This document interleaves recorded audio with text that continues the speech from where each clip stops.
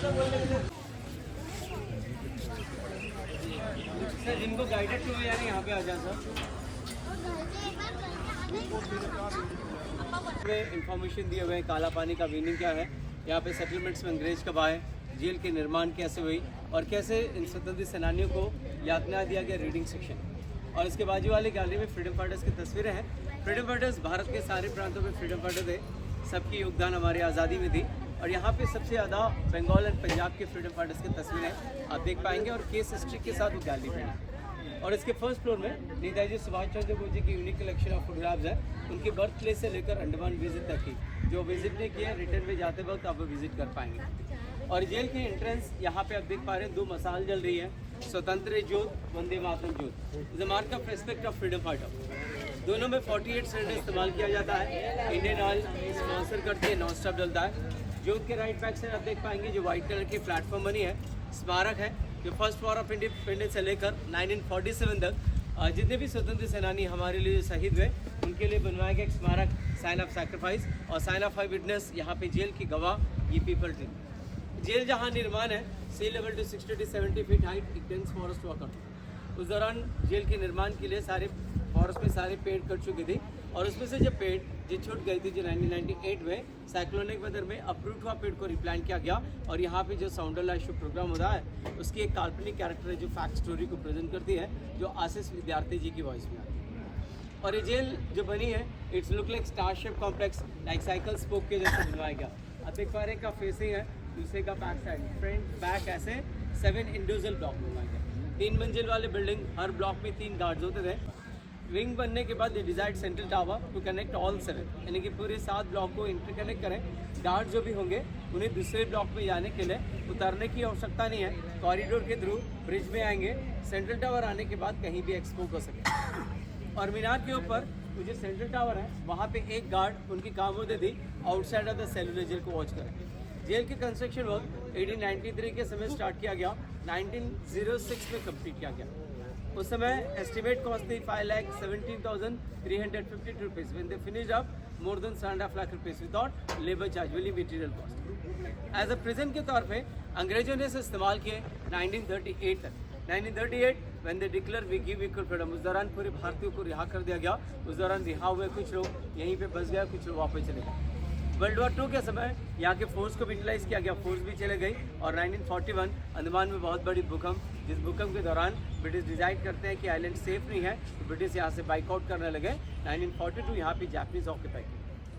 3 साल यहाँ पे जापानीज रहे और सबसे ज़्यादा टॉर्चर जापानीज द्वारा हुआ। तो ब्रिटिश सरकार में जो इंडियंस काम करते थे, जो पढ़े लिखे लोग थे, जिन्हें ब्रिटिश द्वारा यहाँ पे लाकर बसाया गया, उन्हें जासूस करार देकर प्रिजन में बंद कर दिया जाता था। शॉर्टेज ऑफ फूड ले जाकर जिंदा समुद्र फेंकने लगे। इसी दौरान नेताजी सुभाष चंद्र बोस जी की विजिट, नेताजी की विजिट के समय जापानीज द्वारा इंडियंस को यहाँ पे टॉर्चर किया जा रहा है, वैसे नहीं बताया गया। और 30 दिसंबर 1943 हिंदुस्तान का पहला तिरंगा जिसमें चरखा होती थी, नॉट अशोक चक्र, यहाँ पे ग्राउंड है जिमखाना ग्राउंड, जिसे आज नेताजी स्टेडियम के नाम से जाना जाता है। जहाँ पे फ्लैग होस्टिंग करने के बाद इस द्वीप को शहीद द्वीप, स्वराज द्वीप घोषित करता है। और यहाँ से वो रिटर्न जाते हैं मणिपुर। हिरोशिमा के बाद जापानीज भी चले गए, अगेन ब्रिटिश के शासन, रिपब्लिक के बाद अंडमान इंडिया के बाद। इंडियन गवर्नमेंट आने के बाद जो 7 जो विंग्स बनी थी, उसमें से कुछ ब्लॉक 1941 के भूकंप से जो ब्लॉक डैमेज हुई, जिससे प्रॉपर मेंटेन नहीं होने के कारण कुछ ब्लॉक को डिमोलिश कर वहाँ पे सरकारी अस्पताल बनवा दिया गया। अब हमारे पास विंग नंबर 1, 7 और इसके back portion wing number 6, 3 block intact है और सारे सेल आइडेंटिकल हैं। सेल के क्या साइज़ है अंदर जाने से पहले एक्सप्लेन करेंगे। तो फर्स्ट हम फांसीगर से स्टार्ट करेंगे।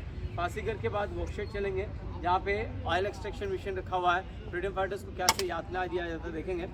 लास्ट मेरी एक्सप्लेन कंप्लीट होगी सेंट्रल टावर के ग्राउंड फ्लोर में, जहाँ पे सेल और कुछ फ्रीडम फाइटर्स के बारे में एक्सप्लेन करके कंप्लीट करूँगा। उसके बाद आपके वक्त के अनुसार विंग्स में घूम से विजिट कर सकते हैं। सारे विंग्स खुले हुए हैं, जैसे 1, 7 और इसके बैक पोर्शन 6, सारे सेल आइडेंटिकल है। और विंग नंबर 7 के सेकंड फ्लोर लास्ट वाले सेल सावरकर जी के कक्ष है, वहाँ पे विजिट करना चाहते हैं वहाँ विजिट कर सकते हैं। या आप ऊपर क्लाइंब नहीं करना चाहते हैं, ग्राउंड फ्लोर में सचिना सान्याल जी की तस्वीर रखें, जिन्हें बनारस कॉन्फ्रेंस में लाया गया, उनकी तस्वीर और एक वुडन प्लैंक रखे हुए हैं।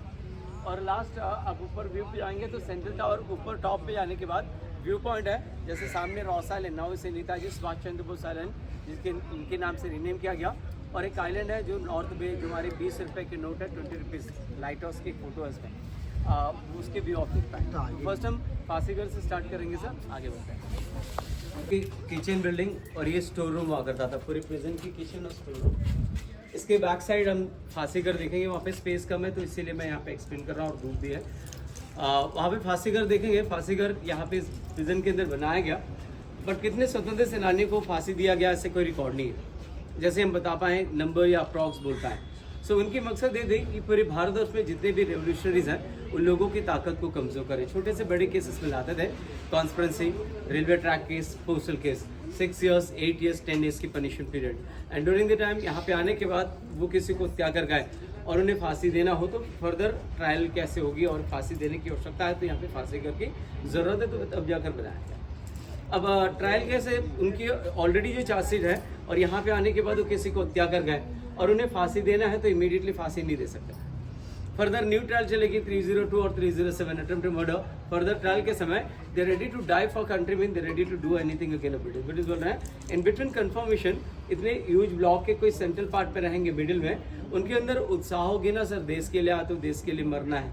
जो सरहद में खड़े हम में कितने फ़र्क है सर, हम फ्री जोन में खड़े हैं तो उनकी बदौलत खड़े हैं, तो आज़ाद भारत में खड़े हैं तो इनकी बदौलत खड़े हैं। तो ब्रिटिश बोल रहे हैं कि इनके अंदर वो जो जज्बे हैं ना सर, जो देश के लिए आए, देश के लिए मरना है, वो किसी को भी मोटिवेट कर जाएंगे। If there are in middle, that's a big problem for us बोल रहा है। If you cage near by gallow, सुने रिंग नंबर 7 के ग्राउंड फ्लोर में ला दिया जाए, सेलों में कोई फर्क नहीं, सारे cell identical. Near by gallows आ गए तो उनकी थॉट्स प्रोसेस बदल जाएगी। I am waiting for the day I am not able to do anything for my country. वहाँ पे डर नहीं है, स्ट्रेस उन्हें फील कमजोर कर जाए, स्ट्रेस से मर जाते हैं तो file comes close. Suppose it's not happen, उन्हें फांसी देना है तो फांसी देने से पहले उनसे पूछा जाए व्हाट्स द लास्ट विश।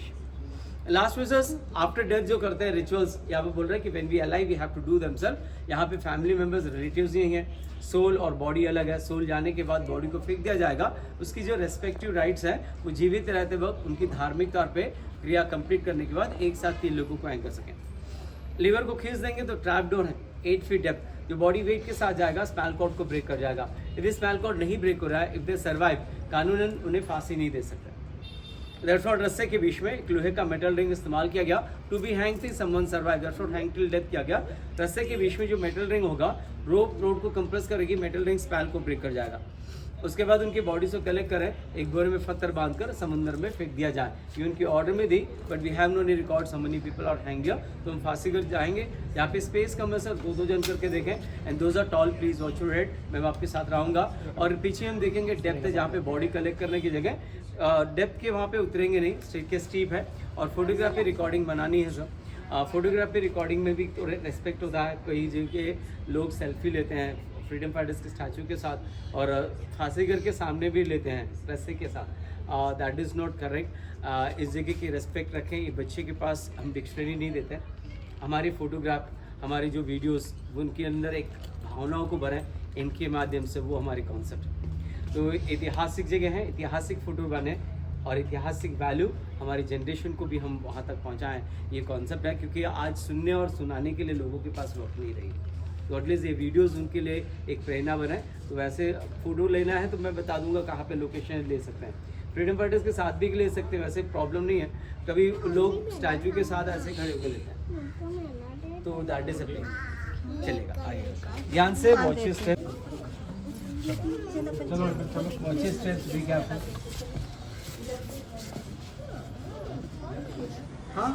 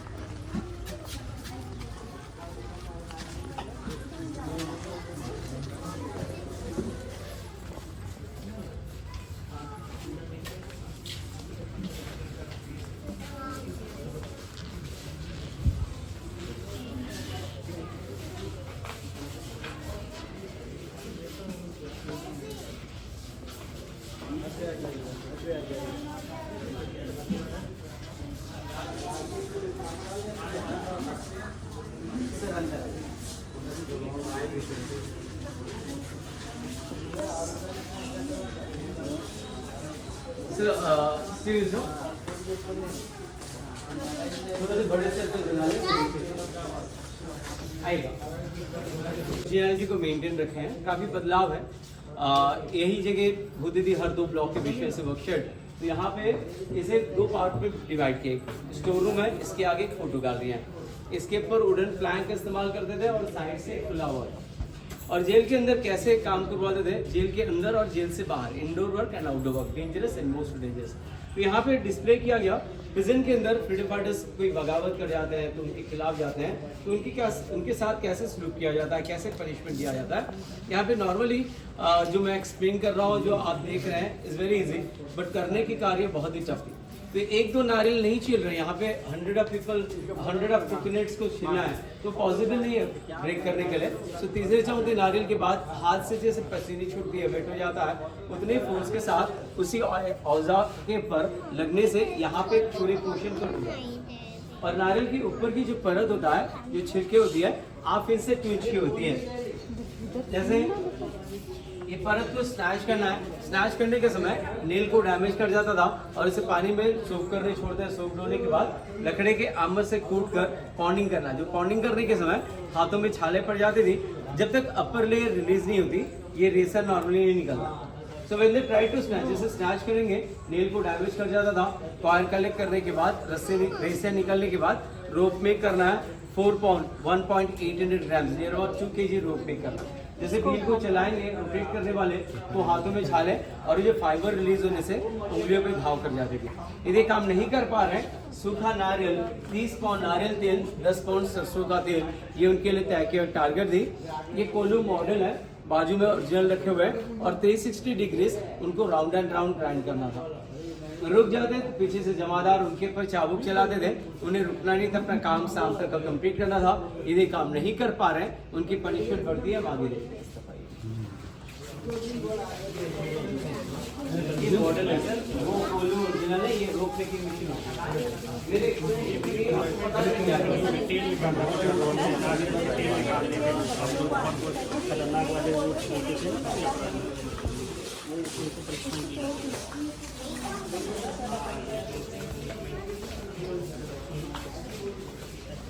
थोड़ा सा और बड़ा से जो पनिशमेंट आप देख पा रहे हैं, flogging frame punishment, evening time punishment है। ऐसे पनिशमेंट शाम के वक्त करवाते थे। अंग्रेज इंडियन के ऊपर चाबुक नहीं चला रहे हैं, एक इंडियन के ऊपर चाबुक चला रहे हैं। So British to Indian means revolt, Indian to Indian means sentiment. British बोल रहे हैं कि what we have in outside, British की डर ये है कि बाहर जो है वो घर के लिए काम कर रहे हैं और प्रिजन के अंदर है जिनसे इनके लिए डर थी वो देश के लिए काम कर रहे हैं, जो आज भी वैसे ही हैं।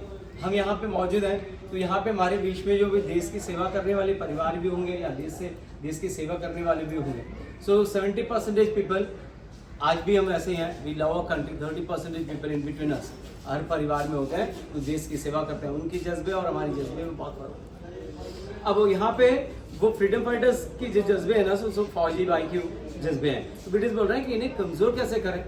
सो how to control the people means if you select in between the people, एक इंडियन के ऊपर मारने से भी दर्द होगा और देखने से भी दर्द होगा। यदि अंग्रेज इंडियन के ऊपर चाबुक चलाते हैं तो आज़ादी के इतने लंबे दौर नहीं होते, आज़ादी की लंबे दौर नहीं होती। और मारने से, अंग्रेज मारने से क्रांति बढ़ जाती, इंडियन मारने से सेंटिमेंट, वहाँ पे साइकोलॉजिकल इंबैलेंस होंगे, वो ब्रिटिश के खिलाफ वॉइस रेस नहीं कर पाएंगे। जब तक उनके शरीर से खून नहीं आते तब तक जमादार उनके ऊपर चाबुक चलाते।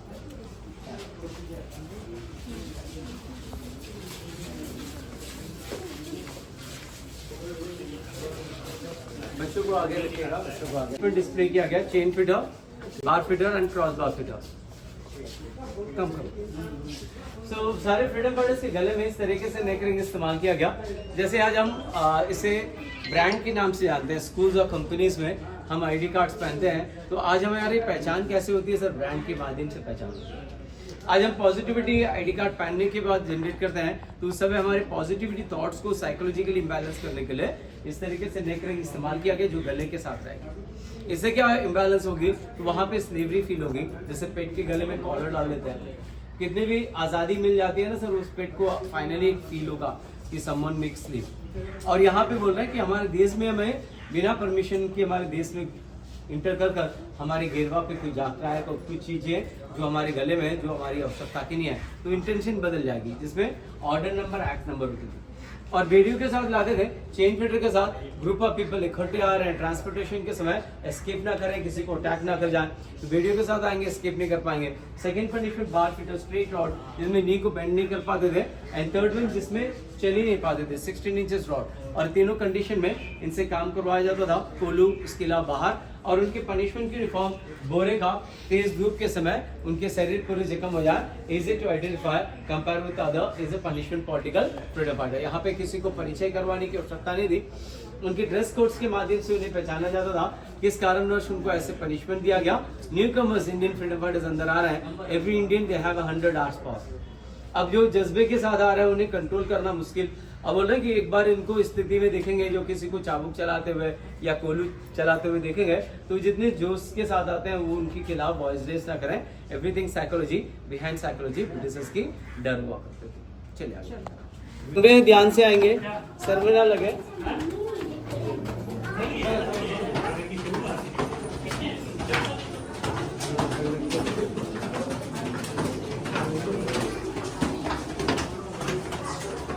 है और विंग जो है अनइवन साइज है, अनइवन होने के कारण is the beginning of ocean, इसे पूरे टुवर्ड्स कॉर्नर ऑफ लिया गया, दो side sea facing and third side hill के corner. Requirement of space the extend the building and सारे सेल को आइडेंटिकल रखा गया। 13.6 7.6 फीट, 7 फीट हाइट इसकी बैक साइड के रोशनदान बनवाया गया, 3 फीट लेंथ, 1.5 फीट हाइट, कुल मिला के 10 फीट हाइट है। सीमेंट के जगह घूर और चूना का इस्तेमाल किया गया सूल की। और जो एक्सपोजल आप जितने भी ब्रिक्स वाले वर्क देख रहे हैं वो ओरिजिनल है, जहाँ पे plaster, white wash, cemented work या बीम सपोर्ट किया है, आज़ादी के बाद किया गया। और सेल की लॉकिंग सिस्टम जो है बाहर से, without any help of other, no one can open this door. In every cell we have rectangle shape छोटा सा होल जहाँ से फूड सर्व कर सके। 8 सेल 1 पर्सन, उनको प्रोवाइड करते थे वुडन प्लैंक, एक ब्लैंकेट। समटाइम वो रिफ्यूज कर जा रहे थे, they have to sleep in ground. Leeches and mosquito bites, malaria के कारण काफ़ी लोग मारे जाते थे। खाने के बर्तन आयरन पॉट हुआ करते थे, वंस और ट्वाइस इस्तेमाल करेंगे, oily and red with rest, more chance to die because of food poison. उनको जितने जरूरत थी उतने खाना और उतने पानी प्रोवाइड करते थे। डे टाइम इन्हें बाहर काम करवाने के बाद, डिनर देने के बाद कोठरी के अंदर बंद करते। दूसरे दिन सुबह तक वो स्वतंत्र सेनानी बाहर नहीं आ पाते थे। यहाँ पे शौचालय की सुविधा कक्ष के अंदर नहीं हुआ करती थी। दिन भर के काम करवाने के बाद जब रात के समय कोठरी के अंदर बंद करते हैं तो नेक्स्ट डे मॉर्निंग तक बाहर नहीं आ पाते थे। नेचुरल कॉल के लिए मिट्टी के पॉट को इस्तेमाल करना था। मिट्टी के pot is the limit, if the cross the limit means punishment will increase, so that's what initially they take a less food. When they take a less food means ration goes balance for British, health उनकी खराब हो जाती थी। It's very filthy situation. इतने torture देने के बावजूद British उन्हें हमेशा के लिए एक सेल में नहीं रखते थे। कारण ये थी कि उन्हें अधिक से ज्यादा दिन एक सेल में रखा जाए, वो जगह उनके लिए आदत से हो जाएगी। और उस जगह को कैसे करते थे, एवरी 45 डेज उनको एक सेल से दूसरे ब्लॉक के सेल में बदल देते थे। This is called solitary confinement, mental torture, primary punishment. यहाँ पे स्पेसिफिकली कोई भी कक्ष को आप आइडेंटिफाई नहीं कर पाएंगे। पर्टिकुलर सेल इनका है उल्लासकर दत्त, बटुकेश्वर दत्त, सचिनाथ सान्याल, महावीर सिंह, हिंदुभूषण रॉय, राजी नारायण जोशी, बरन घोष, नानी गोपाल दास, अली अहमद सिद्दीकी, बीना लस्कर, बिशन सिंह, गोपिन राव और फ्रीडम फाइटर्स हैं। बट यहाँ पे स्पेसिफिक सेल इनका ऐसे नहीं बोलने के कारण 45 डेज में बदल देते थे। हम जिस फ्लोर में क्लाइंब किए हैं, जिसमें खड़े हैं, विंग नंबर 7, इसके लास्ट वाले सेल सावरकर जी के सेल है। उनके सेल को आइडेंटिफाई करने के कारण उनके ये स्विच चरित्र थे, उन्होंने अपने बैग पे मेंशन कर रहे हैं, मुझे अंडमान काला पानी में सबसे ज्यादा दिन फांसीगढ़ के सामने रखा गया। डबल गेटेड सेल और फांसीगढ़ के सामने रखा गया। That's what we dedicate for Savarkar ji. और नीचे ग्राउंड फ्लोर में सचिनाथ सान्याल जी की तस्वीर रखे हैं, जिन्हें बनारस कॉन्फ्रेंस में लाया गया। इनके जैसे और भी फ्रीडम फाइटर हैं, जिनमें कुछ फ्रीडम फाइटर्स के स्टैचूज वीर सावरकर पार्क में है। काफी लोग मारे गए ब्रूटल टॉर्चर में, उनमें 6 स्टैचूज है फ्रीडम फाइटर के। जैसे महावीर सिंह डीवीए कॉलेज के थे, भगत सिंह, सुखदेव, राजगुरु के सपोर्टर थे। जब उन्होंने इंग्लिश साइड पार्टिसिपेट किए, उनके साथ 14 फ्रीडम फाइटर्स थे, फोर्स फीडिंग किया गया, जिन्हें नली से दूध पिलाया गया, नॉट ब्रीथ प्रॉपर्ली। उसके साथ महावीर सिंह थे, मोहित मित्रा, मोहन किशन नामदास, जिनके स्टैचूज आप वीर सावरकर पार्क में देख पाएंगे। Baba Ban Singh, Pandit Ramrakha, Hindubhushan Roy, different type of torture के कारण मारे गए। यहाँ पे जितने भी नेम्स, फ्रीडम फाइटर्स की तस्वीरें या स्टैचूज आप देखेंगे, ये all are unsung heroes, they are not in any place in history books. अब इस जगह में, ये ऐतिहासिक जगह में हम यहाँ पे खड़े कितने इक्वल की फील करते हैं। यही चीज वर्शिप प्लेस होती थी, वहाँ पे इक्वल तो जरूर होते हैं, मल्टी कलर थॉट्स होती है, यहाँ पे मल्टी स्टैंडर्ड मल्टी स्कॉलर्स, आप अपने प्रोटोकॉल को भी छोड़कर यहाँ पे खड़े होंगे, तो आप मुझे सुनने के लिए नहीं खड़े हैं सर, आप पार्ट ऑफ दैट एक फीलिंग्स है। जैसे इंटर करने के समय उस अजीब पूछ के ही निकले, फिर आधे दूर ट्रैवल करने के बाद फिर वापस आए, है ना सर। ऐसे भी होती है सर, ये जगह एक ऐतिहासिक दौर को फील करवाता है कि नॉर्मल भी चल रहा है, उन्हें भी फील होती है, जो विदाउट गाइड भी जा रहा है, विद गाइड भी जा रहा है, कि मेरे माध्यम से नहीं है। And thanks to my God, my parents, my teachers and great freedom fighter people are supporting us. यहाँ पे कैंडल ब्लैंकेट हार कहीं नहीं बिकती है सर। जहाँ पे एंट्रेंस गेट तक हमारी फीलिंग होती है कैंडल ब्लैंकेट हार लेने के बाद, अंदर आने के बाद मल्टीपल थॉट्स, यहाँ पे एंट्रेंस गेट तक मल्टीपल थॉट्स होती है ज़रूर। इसके अंदर आने के बाद वी फील वेरी प्राउड, जैसे कैंडल ब्लैंकेट हार में जो धागे होती है ना, वैसे silent feeling is a small thread. ये कलरफुल पर्ल्स है, पर्ल मीन्स बिखर भी जाती है ना, तो उसे कलेक्ट कर सकते हैं। फूल बिखर जाती है तो उसे छूटते नहीं, कलेक्ट नहीं करते। तो ये खूबसूरत पर्ल के हार इन लोगों के लिए समर्पण करें, तो ये जेल नहीं, इस सबके लिखते गुजल है। बिपन ऑफ यू, आप इस जगह को कैसे देख रहे हैं। And thanks to my God, my parents, my teachers and great freedom fighter and you people are supporting us. तो यहाँ पे ऐतिहासिक दौर पे हम इन जनरेशन के साथ ट्रैवल कर रहे हैं ना, दैट्स अ प्राउड सा, क्योंकि इनके पास हमारे पास वक्त नहीं है विजन और फीलिंग देने के लिए। विज़न है उनके पास, फीलिंग देने के लिए समय नहीं है। हमारे पास विज़न और फीलिंग हमारे पेरेंट्स गाइड करते थे, this is a feeling and this is a vision. So दोनों चीज़ें वो सिखाते थे। आज इनके पास सिखाने के पास हमारे पास वक्त नहीं है, क्योंकि already the IQ is very powerful. We just tried something in from family. हम जितने आरोग्य हैं, हमारे देश आरोग्य होना चाहिए, तो इन बच्चों के अंदर इतिहास की वैल्यू डालना जरूरी है। History is a parents and former and soldiers, they are freedom fighter. ऐसे परिचय करवाएं, इन बच्चों के अंदर भी वो सपोर्ट दे सकते हैं। और इनके स्कूल्स जो फेस्टिवल, जैसे नेशनल फेस्टिवल होती है, स्कूल्स और कंपनीज में सेलिब्रेट करते हैं, तो उस समय इनके पास स्पीच यहाँ के अबाउट दिस फ्रीडम फाइटर इनको भी बताएं, और उनके स्कूल्स में इनके बारे में भी नेतृत्व करें। वहाँ पे पुरस्कार के लिए नहीं सर, इन फ्रीडम फाइटर्स को वहाँ पे परिचय करवाएं, इनके माध्यम से हमें आज़ादी मिली है। And thank you all of you and thank you valuable time. यहाँ पे मेरी एक्सप्लेनेशन कंप्लीट होती है सर। यहाँ से आप वन स्टेप ऐसे क्लाइंब करेंगे तो व्यू पॉइंट है और फोटोग्राफी कर सकते हैं। यहाँ से इस फ्लोर के लास्ट वाले सेल वीर सावरकर जी की कक्ष है, वहाँ पे भी विजिट कर सकते हैं। Thank you all of you, thanks lots.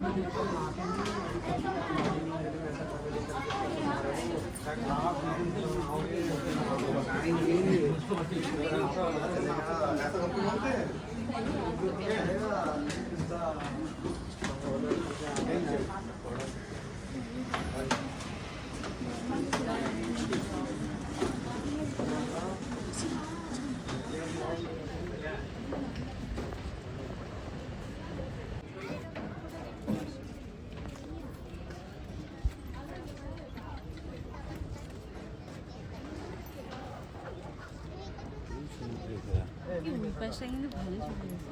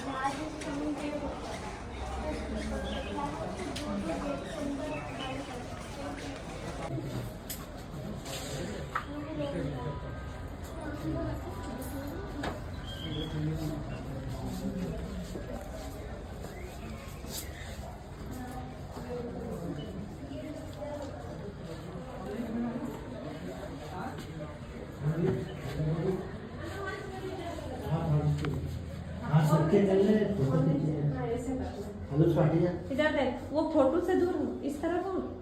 हाँ, ऐसे। जब तो जो वहाँ आप तो खड़े रख मुंडे ना, जब भी तुम्हारा निकाली ना।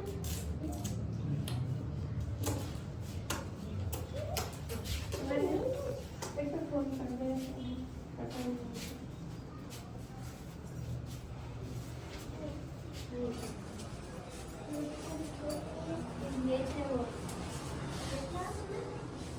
इधर देख, इधर देख।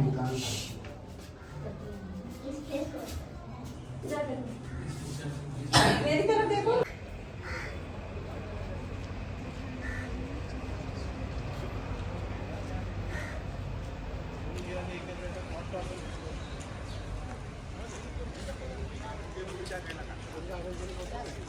मतलब